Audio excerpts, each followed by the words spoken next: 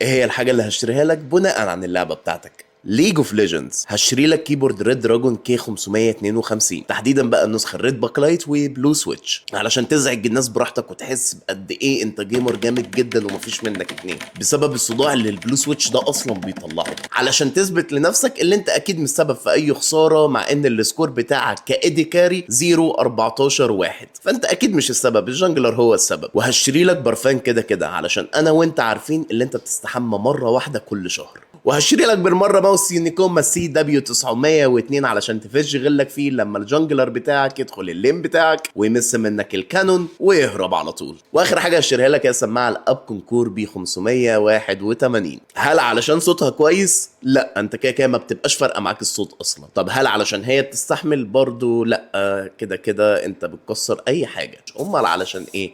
علشان صوت الميكروفون بتاعها، علشان تاخد كل حريتك التامه في التعبير، تبقى قاعد مع التيم بتاعك في الكل، تعرف بقى تغلط براحتك وتزعق براحتك وتبين لهم ان هم كلهم حمير مع انك انت البوتوم فراج اصلا. بس مش مشكله، وبس كده. اكتب لي انت بقى في الكومنتات ايه اللعبه بتاعتك. سلام.